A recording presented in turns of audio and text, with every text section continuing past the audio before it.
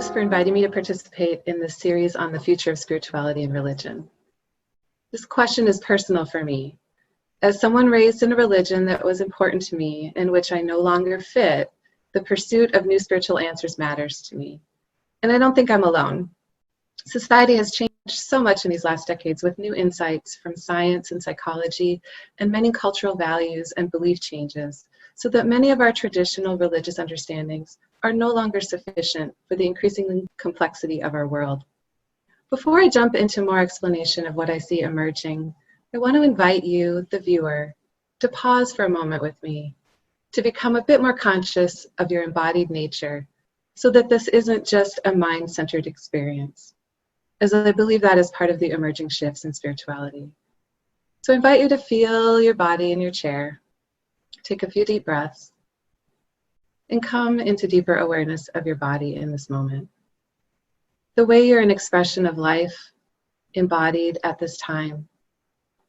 See if you can hold that body-present awareness as I continue sharing. I was raised in the Catholic Church, but by non-conforming parents. My dad especially wanted me to be able to form my own opinions about my faith, rather than just being indoctrinated into the faith tradition. And that has been both helpful and challenging for me.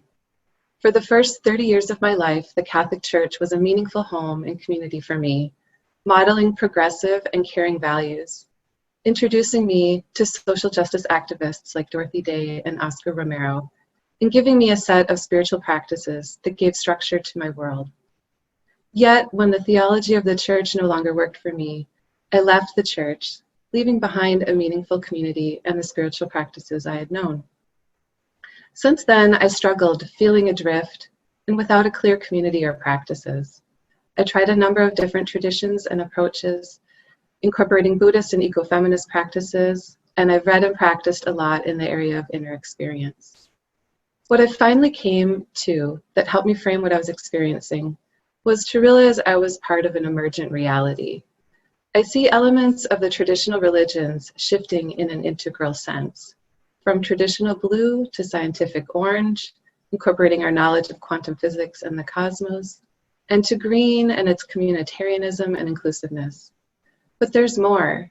Now we're being invited to reimagine what spirituality looks like in our lives in the holistic Teal stage of transpersonal and interbeing understanding. We're on the edge of a wave of spirituality's evolution itself. It will unfold through our very questions, actions, and observations. And this is where my own focus has been. How do we pattern a new world with Teal, holistic, integral qualities of being and skills? Frederic Laloux, in his book Reinventing Organizations, describes the three characteristics of Teal or integral organizations: that they're striving for wholeness, work through self-management, and are listening for evolutionary purpose. Instead of top-down structures, Teal organizations reflect a living systems philosophy, allowing individuals and teams to manage themselves in a flexible network of interconnection with others.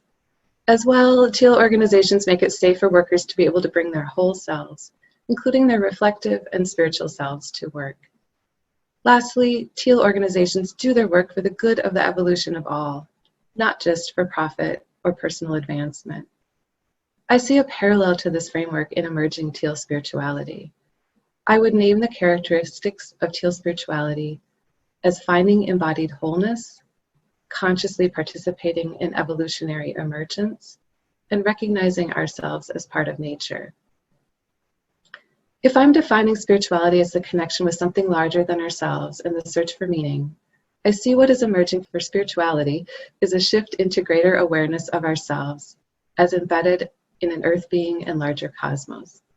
We're coming to see ourselves as part of the mystery of an evolutionary process of a living being that is earth, a process much larger than we are. As we seek to understand our role in this process, there are many opportunities for finding meaning and reconnection. Let me explain each of these elements I named: finding embodied wholeness, consciously participating in evolutionary emergence, and recognizing ourselves as part of nature in more depth. First, finding embodied wholeness.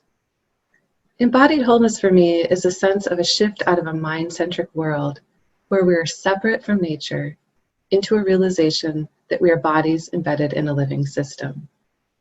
In Ken Wilber's Wake Up, Grow Up, Clean Up, and Show Up model, finding our wholeness is waking up to our whole psycho-spiritual, physical selves. We grow up by learning to listen to our own inner wisdom amidst the constant assault on our senses from advertisers, the media, and technology.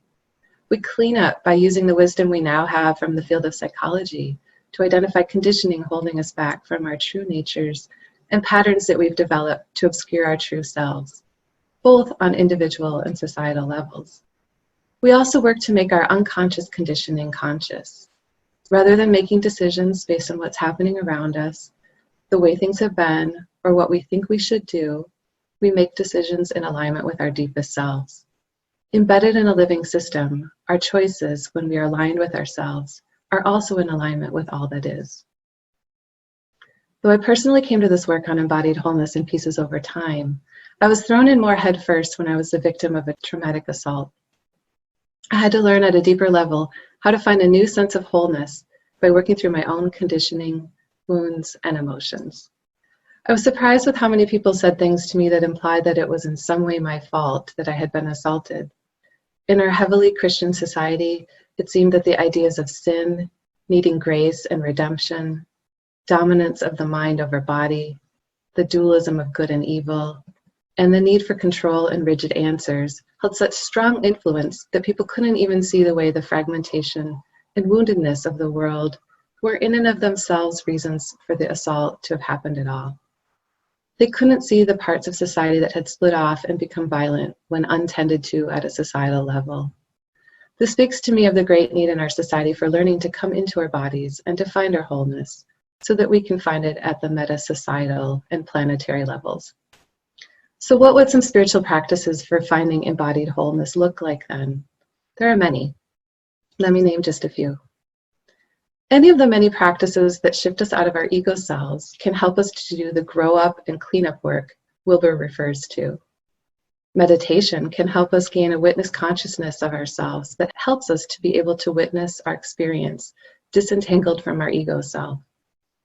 We can learn to increase our emotional intelligence and to work with our emotions, allowing them to be seen, felt, and acknowledged so that they can complete their energetic arc and dissipate. We can work with the gifts of positive psychology to reprogram our negative conditioning and change our neural pathways. With somatic movement practice, we can even choose to move in ways that create the neural pathways that can back us in to feelings such as joy or love that we would like to have greater access to. We can do shadow work and soul work with the help of depth psychology, working to integrate parts of ourselves that have split off. We can do individual and collective trauma work to heal and transform parts of ourselves that are wounded, and more. All of these practices help us to increase our ability to be whole in our bodies and to increase the wholeness of the world. And let's pause again for a moment. What arose in you when I mentioned practices for finding embodied wholeness? What came to mind for you that would help you find greater access to your wholeness in your body? The second element I see of emerging spirituality is consciously participating in evolutionary emergence. As we humans gain a deeper understanding about ourselves as part of a living system, we start to realize that it is our conscious choice to shape our human identity, choosing our purpose as a human community. Many current thinkers consider this growing awareness part of the coming into adulthood of the human species. Eco-psychologist Andy Fisher, for example, believes that our estrangement from the natural world itself has meant loss of our understanding of ourselves as beings that are part of a living system. We will mature through finding ways to contribute to the development of a human culture that is responsible to the life cycle, rather than just taking from it, as we've been doing up until now. Ecologist and systems thinker Joanna Macy says the increasing complexity of the human system is bringing forth a new type of consciousness, self-reflective consciousness, in order to respond to the increasing complexity of decisions to be made. This new collective consciousness is emerging as a need for us to think in an integrated, synergistic fashion that can help us survive the ecological crisis we face as a planet. Not group mind or fascist, in that all must think the same way. The self-organizing aspect of a living system requires diversity tuned to a common intention that is not planned with exactness, but rather that serves as a guiding force. It is the emergent quality of a search to meet common needs. I came to understand this element personally when I was teaching a workshop based in the principles of positive psychology. Historically, psychology explored what was wrong or causing suffering for people and how to fix it. But positive psychology helps us explore what thriving looks like, what it means to do well, to find meaning and fulfillment. And underneath that is a kind of accountability and ownership of our futures. Rather than being taken along with the flow of life as constructed by whatever forces have power at the time, be they political or diseases such as we're experiencing now, we humans can start to consciously create a vision for our future. Marilyn Hamilton reminds us that as bees gather honey and fulfill their purpose of gathering 40 pounds of honey, they also pollinate flowers and plants. And she asks, what is the human equivalent to that? What is our 40 pounds of honey? Up until now, humanity has largely taken from its environment, except, of course, indigenous communities that have not been forced to stop their traditional practices. What will we choose as our reciprocal role? How can we be in reciprocity with the earth and participating in its evolutionary emergence that strengthens rather than harms the planet? What spiritual practices can help us become conscious of our participation in shaping positive evolutionary emergence? Let me suggest a few. First is giving to the ecosystem. People across the planet are actively working to restore habitats and environments we humans have wrecked, and these practices can help us heal both our connection to the natural world and the ecosystem itself. Another is holding a vision for our future. Holding that intention and acting accordingly can act as an attractor, guiding the behavior of our neighbors, communities, and countries into new ways of being.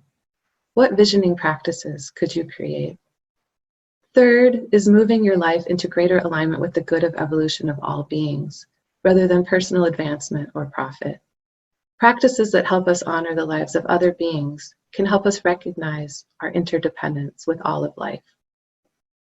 Again, let's take a moment for you to reflect. What arises in you in thinking about your role in shaping the positive evolution of all? How could that be a spiritual practice for you?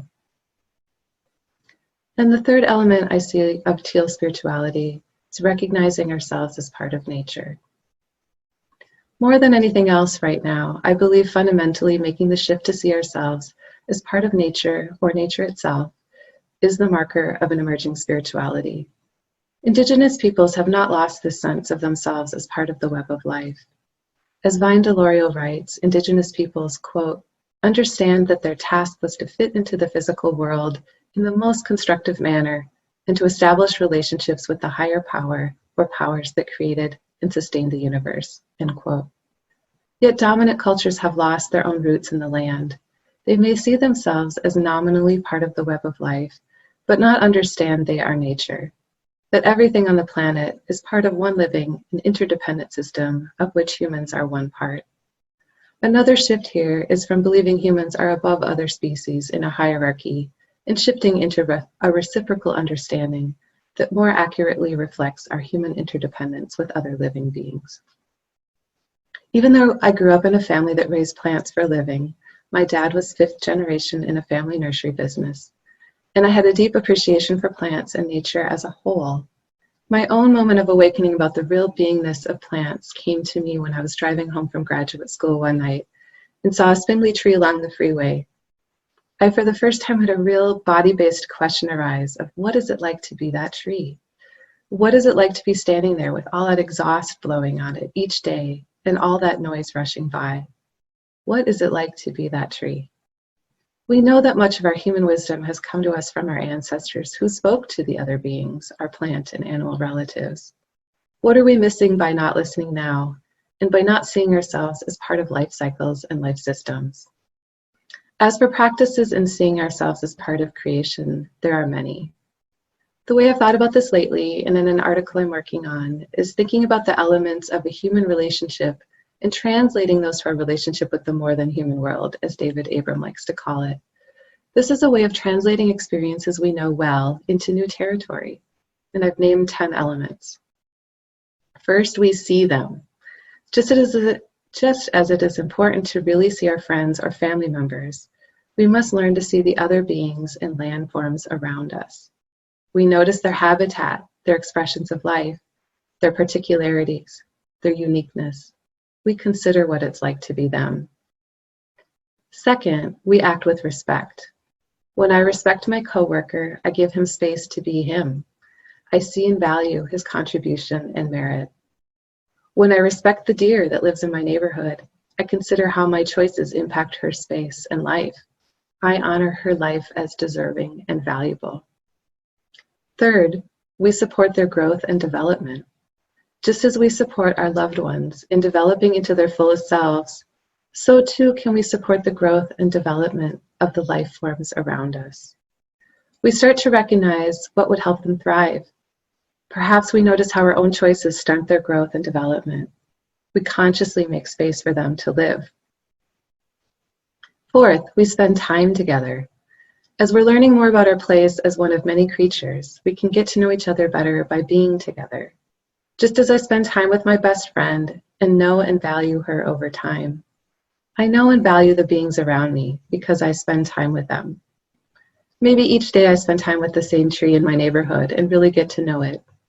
Instead of a backdrop to my life, we come to know each other. Fifth, we communicate.